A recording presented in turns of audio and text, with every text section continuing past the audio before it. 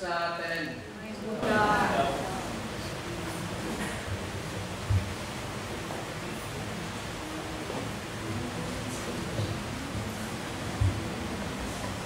Salamat sa Ginoo tungod kay gihatagan kami niya og maayo nga pagbiyahe pag-attend sa singles dito sa Camiguin kauban sa mga young professional dinhi ug dito sa Tagum. Ug kaino nga dili sayang ang pag live sa mga young professional for one day. 2 days tungod kay kadlaw ni sa Monday nabot. Ug I know nga ang pulong sa Ginoo dili pabayan. No? Ug asahay muhing kita nga sayang i-live, no? Tungod kay sayang ang 400 katong adlaw. Kung gihimo nga nimo para sa Ginoo, that is ministry. Diba?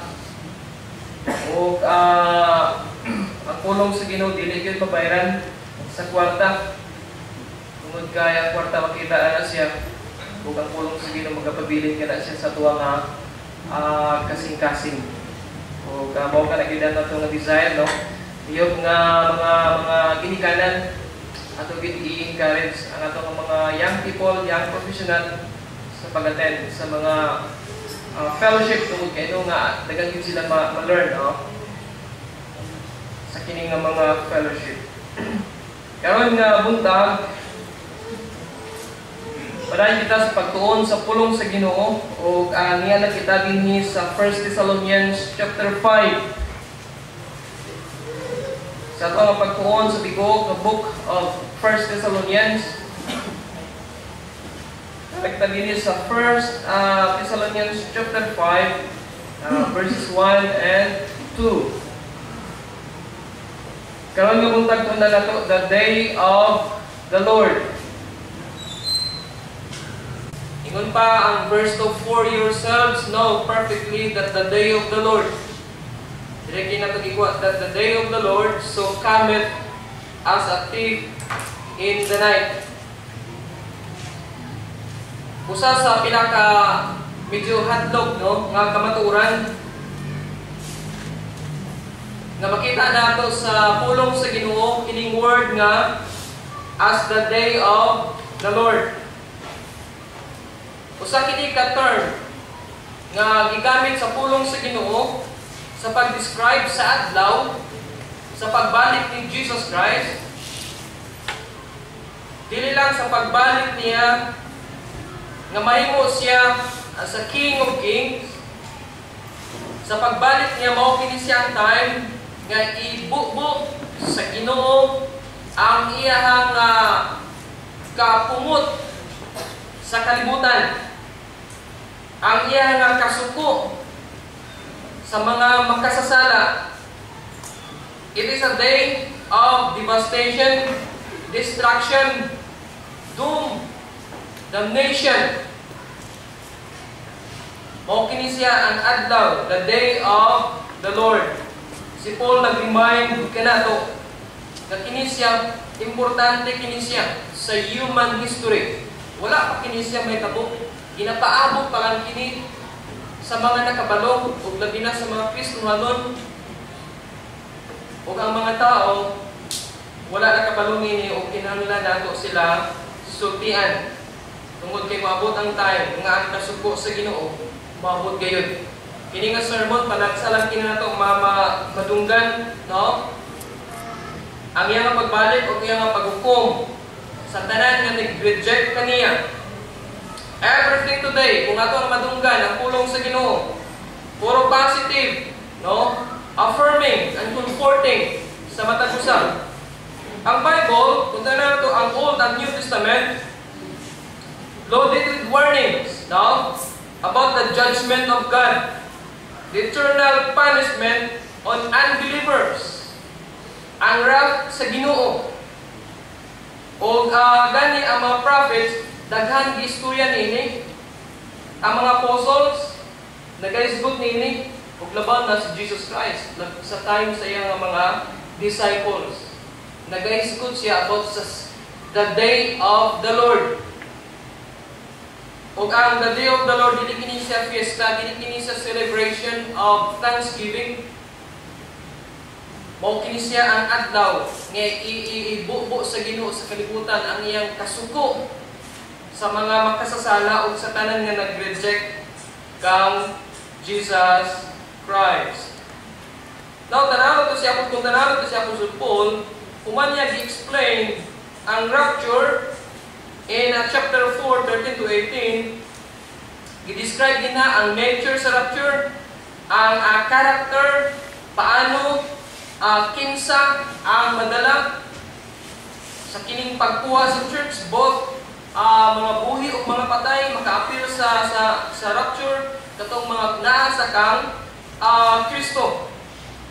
Then pagkahuman ni ingon din sa last verse, chapter 4, therefore, comfort one another with these words. Comfort one another with these words. Both mas both, ano may dako tayo ma-comfort kanato. Sa matag usa. There is great joy, great hope, great confidence, great assurance, and affirmation in anticipating the rapture. Sa diyang si Jesus Christ mubalik kung mukuha sa iyang mga linuwas, dalon kita niya dito sa iyang gingharian, dito sa pinuyanan nga iyang giandam para sa matag usa. Wow, nindot kayo nga pangitabo nga explain din ni Apostle Paul sa chapter 4. Then din is chapter 5, from the blessed event, i-change ni Apostle Paul into horrible event. Makakahadlok nga mga panghitabo, no? The destruction of the wicked. Mao kini sa din sa chapter 5. All those who are on earth who reject Christ and reject God will feel the anger of God. Dili na nila ma-feel, kundi ila gyud ma-experience ang kapungot ug ang suko sa Ginoo. Now sa ilang curiosity sa mga kining ng mga Kristohanon, naa silang una-una way problema sa kining ng mga panghitabo. Ang naadagid sa unang-una sa mga Kristohanon sa kining ng church mao kini siya. Kanus ang kini siya mahitabo. Kining rapture, kanus ang kini siya mahitabo. Kining the day of the Lord, kanus ang kini siya mahitabo. Kabalo sila nga si Jesus Christ is coming. Isulti na ka ni Apostle Paul kung basa na ang 1st and 2nd Thessalonians. Ang nalagin sa ilang muna nga wala pagit magtubag ug naa sila kasing-kasing mao kini siya. Kanus kini mahitabo ang tanan. Naa kini sila sa ilahang kasing-kasing ug naga-wonder sila sa mga nangamatay. Tungod kay adto na sila concern sa mga loved ones nila nga nangamatay, mga kaigsuonan nga nangamatay. Then si Apostle Paul, i-istorya niya, i-explain niya ang rapture, not only ang rapture kundi the day of the Lord. Gikan sa rapture, nag-move si Paul sa judgment. Ug mao kini siya ang paghukom sa Ginoo sa mga dili o nasa tanan nga nag-reject sa iya. Now sa pagtuon nato, maybe sa karon nga Sunday o next Sunday, sa kining ginatawag nga the day of the Lord, adun na kita tulo ka butang nga ma-notice nato dinhi sa chapter 5 about the day of the Lord, about the judgment, the coming judgment sa kining kalibutan. Number 1, it's coming. Second, its character. And third, its completeness. Pero karon ato na sang tun-an kini ang kining ginatawag nga ang pag-abot, no? Sa kining judgment sa Ginoo sa kining kalibutan. Now kung ma-obserbahan nato sa verse 1, na ako kining sa King James, sa line na translation, mao kini ang pag-translate, but concerning the times and the seasons. Ang King James nag-iya nga pag-translate is now as to. Okay? Ang kini nga translation ingon sabihin but concerning. Ang iya meaning but concerning. He is now moving to another subject. Ikan sa rapture. Si Paul, i-change niya ang subject. Nag-isgot siya about the day of the Lord. Nag-isgot siya about general scenario sa end times. I-explain niya ang rapture. Akila din na ang rapture. Then, i-explain na po sa niya po din na ang kining the judgment. Both ang rapture o ang the day of the Lord na kini siya implications of church and for believers. Kay the day of the Lord nag-refer ka na siya sa mga unbelievers. For the unbelievers lang ka na siya. For ano lang ka na siya implication kanato ng mga Kristohanon. Kini siya makahatag kini kanato encouragement and edification. Makalipon kini kanato no kung to ang background sa kini nga church nasay kita nga si Apostle Paul orang mga Kristohanon sa kining iglesia curious sila kung kanos sa kining mahitabo. Mao lang kay kana sila ang naa sa ilang nga kasing-kasing ang mga events isulti na kana ni Apostle Paul. I know nakabalo na sila unsa ang mga panghitabo no sa kining end times, the rapture of the church, the rise of the Antichrist, salvation of the nation Israel, unsa pa ilang na tunan, the return of Jesus Christ, the battle of Armageddon, the judgment of the sheep and the goats, then the establishment of the millennial kingdom, the binding of Satan sa 1,000 years na pag-reign ni Jesus Christ, si Satan higtan ibutang sa butong less Diyos.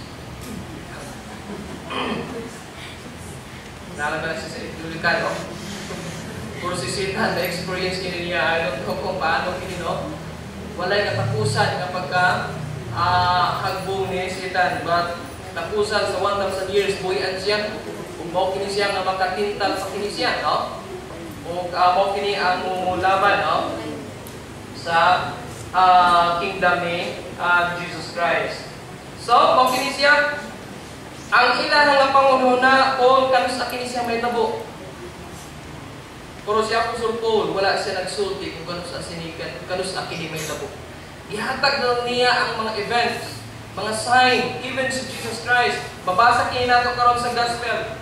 Dili lang kini nga mga Kristohanon ang curious kanus sa may tabo. Kung dili ang mga disciples nga uban-uban ni Jesus Christ, why nag-share siya sa coming kingdom. Ingon ang mga disciples, picture kanus kini siya may tabo. Nga event, mao kini siya katong gibasa ganyan sa atong responsive reading. Pero mao kini ang encouragement ni Apostle Paul. Ingon sa verse 4, no? Brethren, you are not in darkness, but you are in the day. Okay? Ato kana siya magpasantan. Kung pasabot mao kini siya ang magpasabot ni Apostle Paul. You don't belong to the day of the Lord. Amen. Yan. We don't belong to the day of the Lord. You are not in darkness. Nag-refer kini siya sa wrath. Dili kita under niini. No? You are children of light. Kung tungod kay anak kita sa kahayag, wala kita nabilong sa kapungod sa Ginoo. Nabilong kita din sa chapter 4 sa rapture. Wala kita nabilong sa chapter 5 sa 1 Thessalonians. Okay? So, mao kini siya ingon ang mga Kristohanon kanusa kini siya may tabo Paul. So, ingon din siya sa verse 1, but concerning the times and the seasons, brethren, ye have no need that ought be written unto you. Gibalik ini ni Apostol Paul katong love bitaw. Ingon ni Apostol Paul, di na mo kinahanglan nga sultihan kay tungod sa gugma tungod God Himself nagtudlo sa inyo paano mag-love. Ang Ginoo nagtudlo sa inyo sa kini nga mga events. Sa kini nga mga panghitabo, ang kini siya maabot gayud. Dili na kamo kinahanglan sa mga dugang pa nga mga information. Ang mga disciples in Jesus Christ sa Matthew chapter 24, ingon siya, tell us when will these things be and what will be the sign of your coming and the end of the age. Kabalaw ka mo, ang atong spiritual preparedness for the coming of Christ, wala kini siya nag-involve sa kini ginatawag na date setting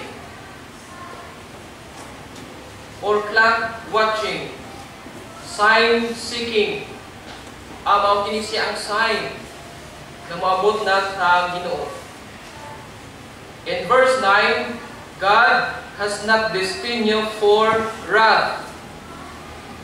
Ingon ni Jesus Christ sa mga disciples, but of that day and hour no one knows, not even the angels of heaven, nor the Son, but the Father alone.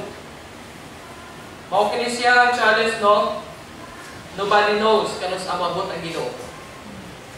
Kano sa ang rapture. Not men, not angels, not the incarnate Son of God in His self-limitation. While nasa din sa kalibutan, ingon siya, even the Son, wala ko kabalo kung kano sa kana nga paghitabo. I-claim ka na ni Jesus Christ. He doesn't even know kung kano sa kana siya nga may tabo. Kano sa ang rapture, kano sa ang the day of the Lord. Pero kini siya ang purpose. Ganun wala gihatag sa Ginoo ang time. Mao kini siya. God has chosen not to reveal the time of the final times so that all believers will live in anticipation and expectation. Para sa inyo, kung kabulog kita, kung kanas ang mabot ang Ginoo, unsa ka ang atong attitude, unsa ka ang atong himuon, kung mabot, kung kabalo kita nga ugma or next year, mabot na ang Ginoo. Unsa ka ang atong himuon? Ang tanan nga kami niyon, magminyo kita ba? Ang tanan nga himuon nato kung kinasayang kita na next year moabot na ang Ginoo.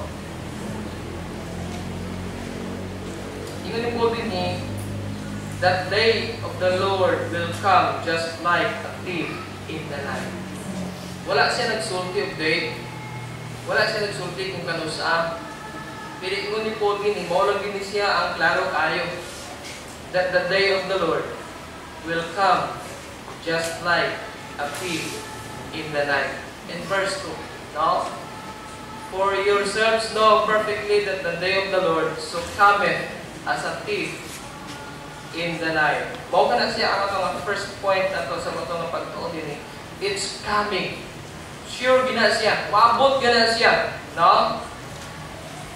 One thing nga dapat nato nga balaan ug kinahanglan nato nga mahitabo gid siya, kini nga pag-abot, kining rapture, kining the day of the Lord, it is going to happen when nobody expected. Kanang walay naguna-una ba nga kanang lang moabot ng Ginoo. Mao kana siyang time sa mag-abot sa Ginoo. It is going to happen when nobody nga nakabalo nga maabot ang Ginoo sa kana nga time. Kapul ba, no?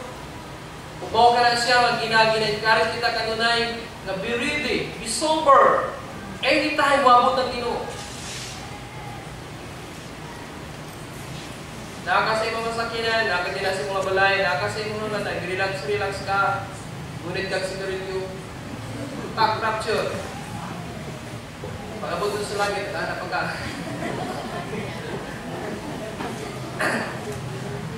ngunit pagkauban, baso, or asa magkadapit nga gibutang sa Ginoo. Ingon na verse 2 din you for yourselves know perfectly. Kini nga word sama kini sa usa ka scientist nga nag-anak itong nag-research, usa ka estudyante nga nag-research sa iyang nga assignment nga pagkahuman, ingon siya therefore the value of y is 25. Mao kini siya ingon din siya dinhi, you know perfectly, you know exactly, accurately nga moabot ang Ginoo sama sa kawatan.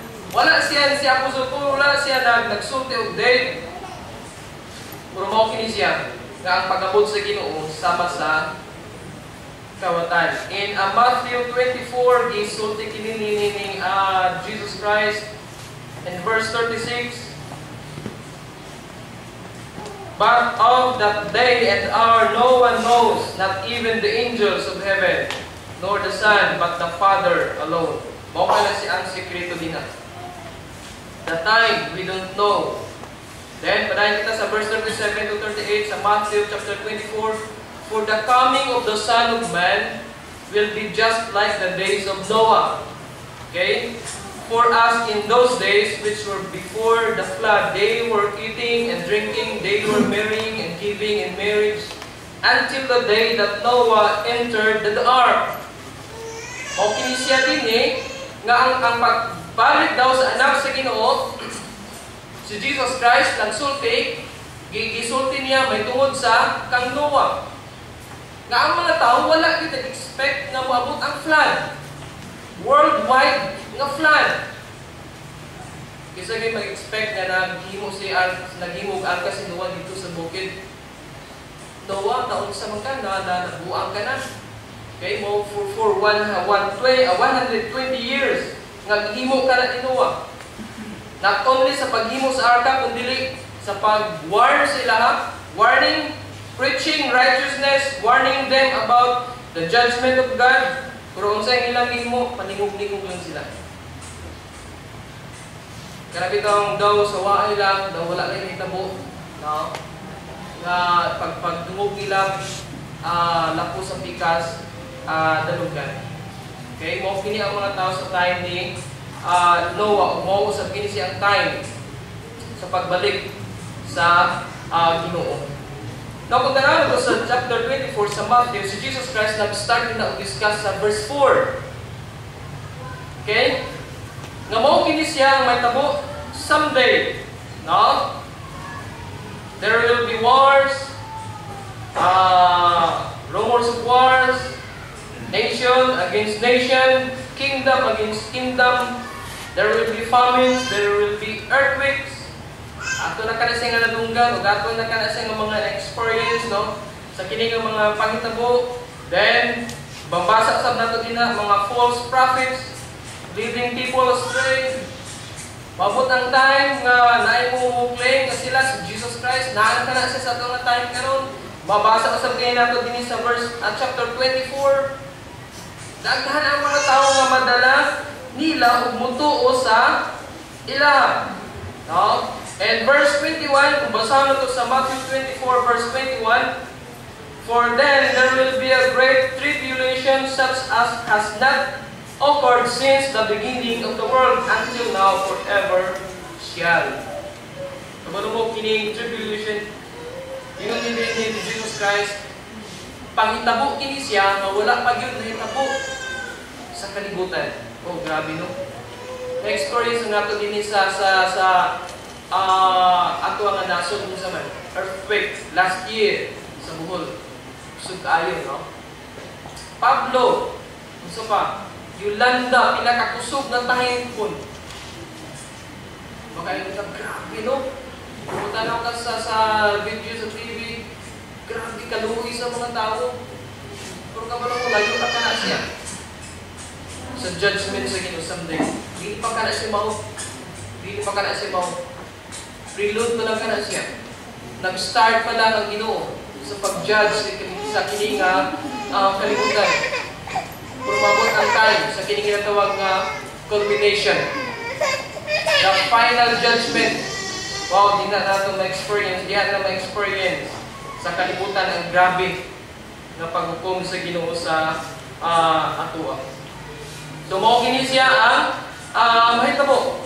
Nadunggan sa mga tao kini siya pero kung sa itabo, life as usual. Mura lang wala tayo tabo, marry, give in marriage, eat, drink. Mao kini siya sa time ni Noah. And then in verse 40, two guys are working in the field. One is taken, one is left. So nagtatrabaho, kawalan na yung tabo, no? Two women renting at the mill. Ang isa gikuha, ang isa na bilin. Normal duties of life. Mao kini siya ang may tabo. Nga wala gyud tawo nag-expect nga kanang adlaw mao kana siyang adlaw sa paghukom. Wala tawo nga nag-expect nga mao kana siyang adlaw nga mag-rapture.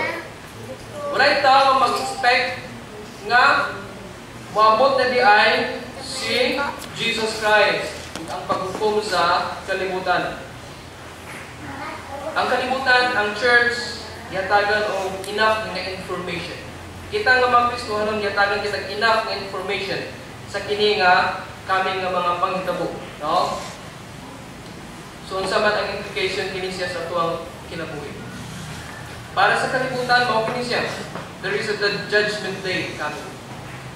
Judgment day. Wala kita kabalo kung kanus ka na siya.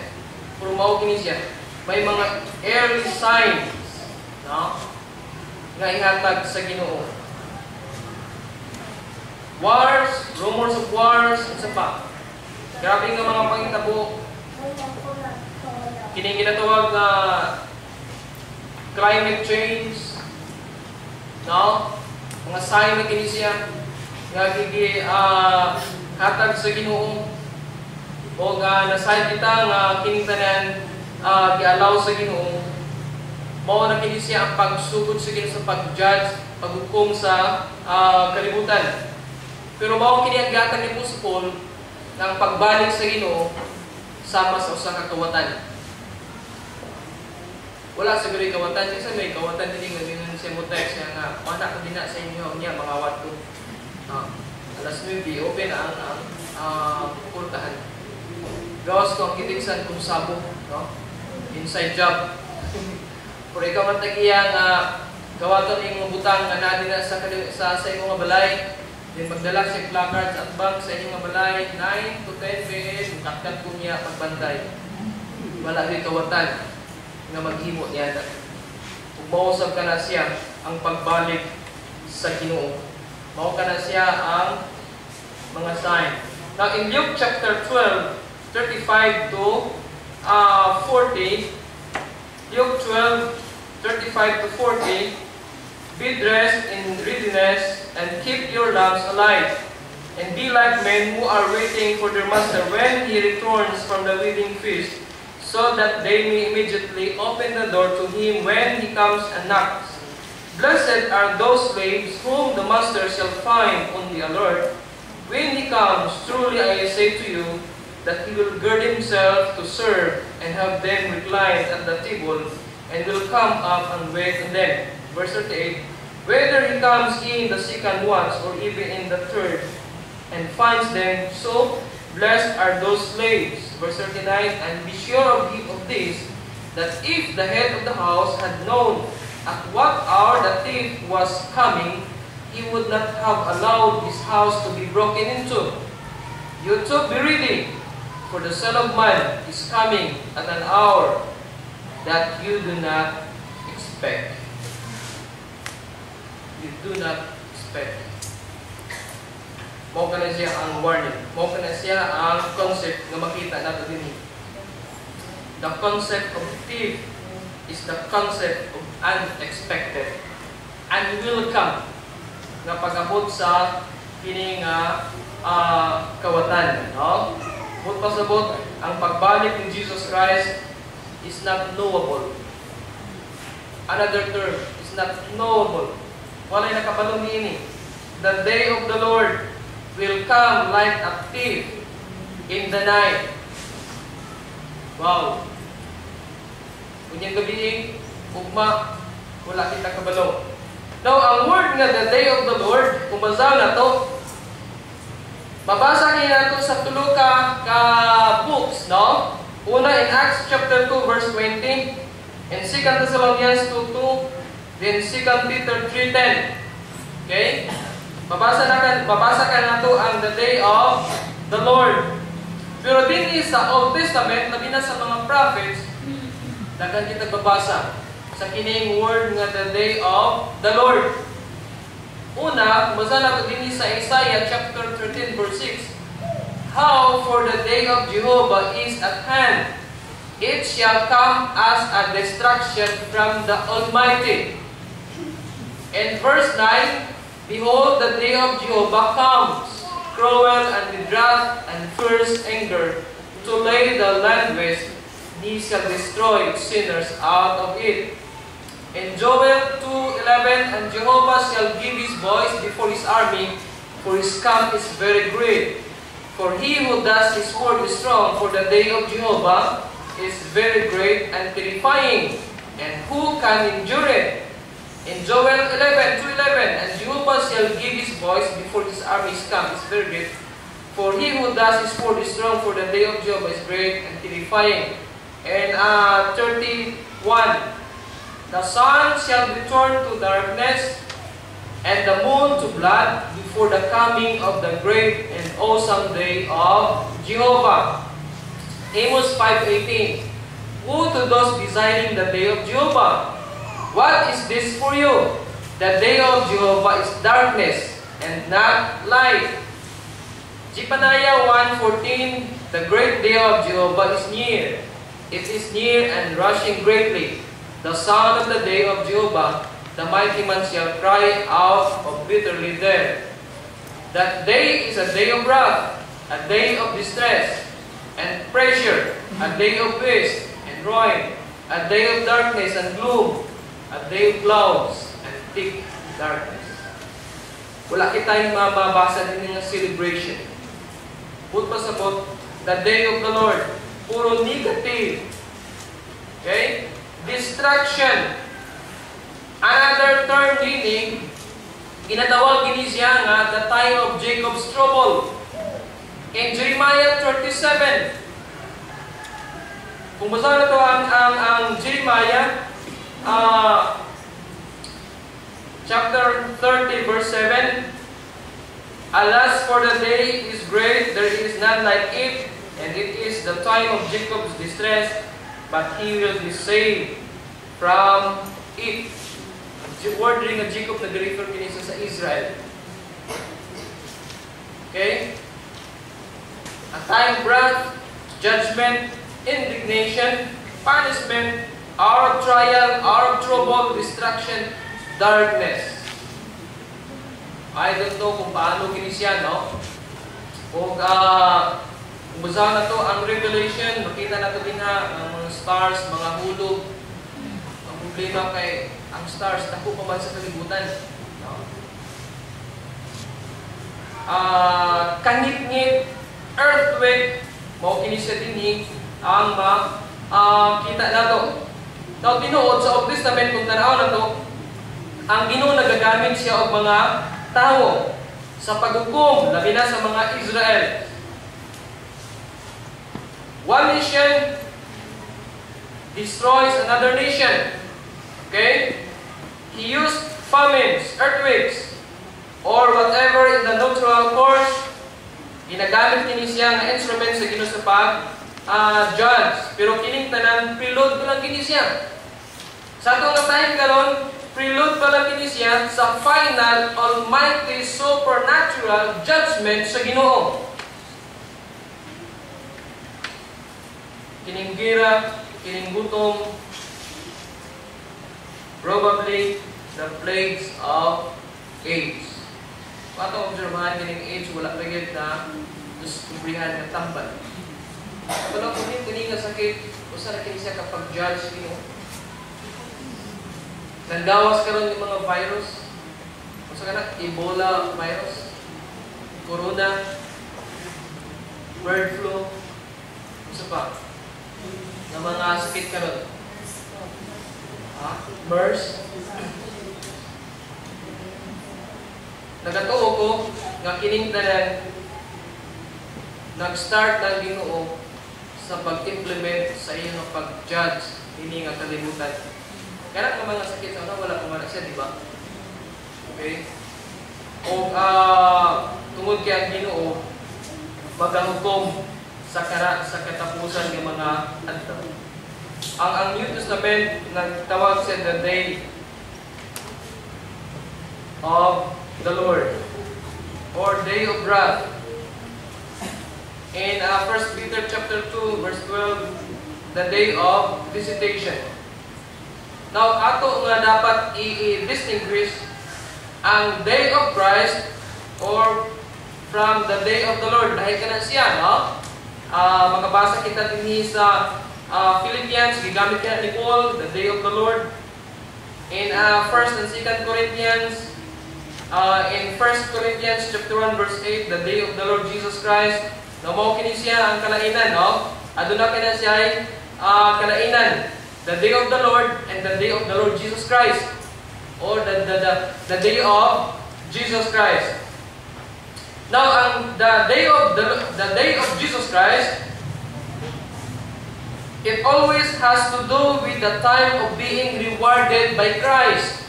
Okay, a time when believers enter into the redemption and the reward and the eternal glory. Mao kana siyang the day of Christ.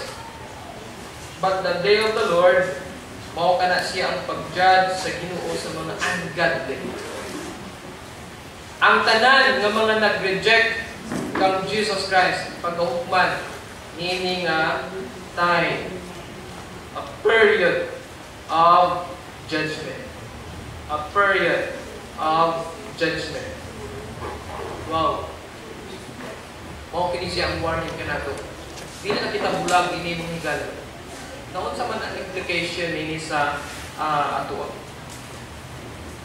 Unsa man ang buot sa buot ipabuot ihatod ni Apostol Paul sa tua nga mga Kristohanon. Okay? Now timan-an nato nga nabilong kita dinhi sa chapter 4. Kung wala kita dinhi sa chapter 5, lahi ka na siya, no?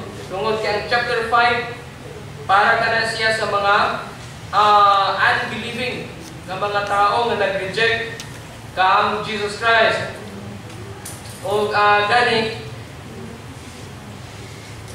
ingon siya dinhi sa in verse 4, chapter 5, but ye brethren are not in darkness, that the day should overtake you as a thief. In verse 8, but let us who are of the day be sober, putting on the breastplate of faith and love, and for an helmet, the hope of salvation. Now, mao kini siya. Unsa may implication sa tuwa kining chapter 5, kining the day of the Lord. Now, kung wala kita'y labot ining chapter 5, the day of the Lord, unsa may implication kini siya sa tuwang kinabuhi. Klaro kayo in verse 5, mao kini siya. In verse 8, but let us who are of the day, nag-refer kini siya sa mga Kristohanon. Okay? Listen, Christians. But let us who are of the day be sober, putting on the breastplate of faith and love. Namo kini siya. Christians, nabilong kita sa rapture. Nabilong kita sa rapture. Wala kita nabilong sa the day of the Lord. Why nagapaabot kita ni mao kini siya? Magkinabuhi ka as alive. Magkinabuhi kita na anak sa Ginoo. Magkinabuhi kita na maayo na testimony. Now, Christians, dili kita magkinabuhi as akin na nakita sa kingit-ngit. No, sayang ato nga kinabuhi, no? Kasubo kayo. Na dili kita mabala sa Christian. Ang ato nga lifestyle sa tuwas, kaunta, nabilong kita sa kining ginatawag nga the day. Dili kita, wala kita nabilong sa night. Nabilong kita sa anak sa Ginoo. Then magkakinabuhi kita sama sa anak sa Ginoo.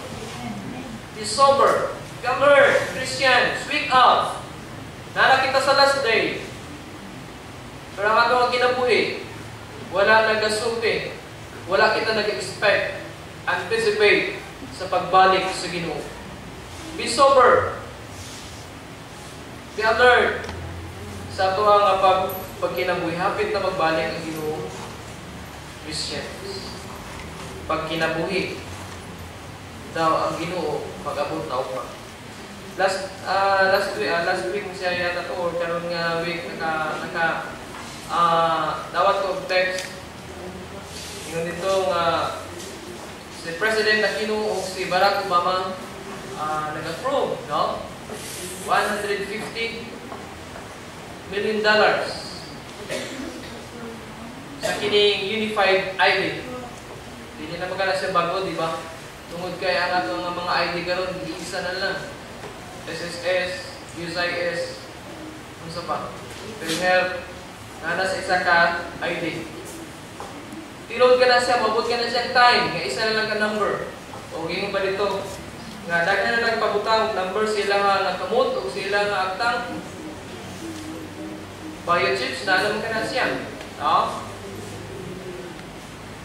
Dapat makita nga mahadlok niya na ka mabutang.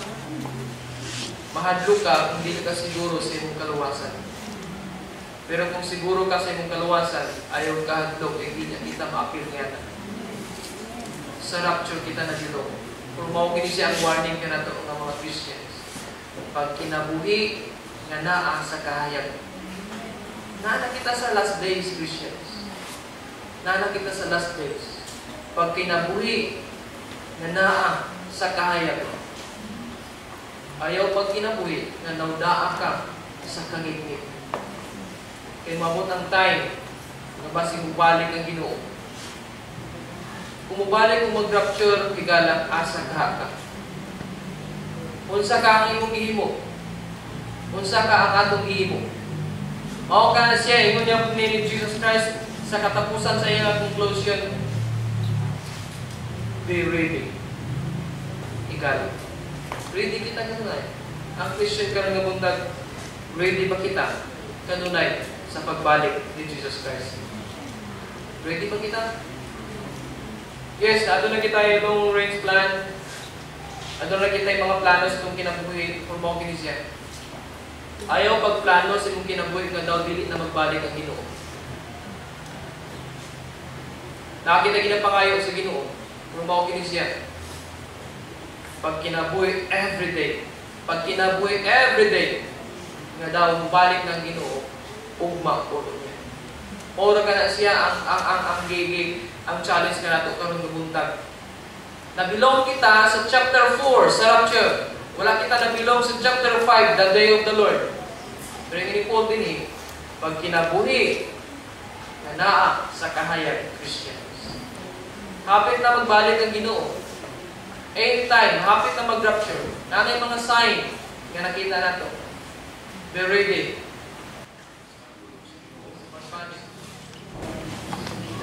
Karoon akong dahigon ng Ginoo sa kayunan nga ako siya mga pasilunggan,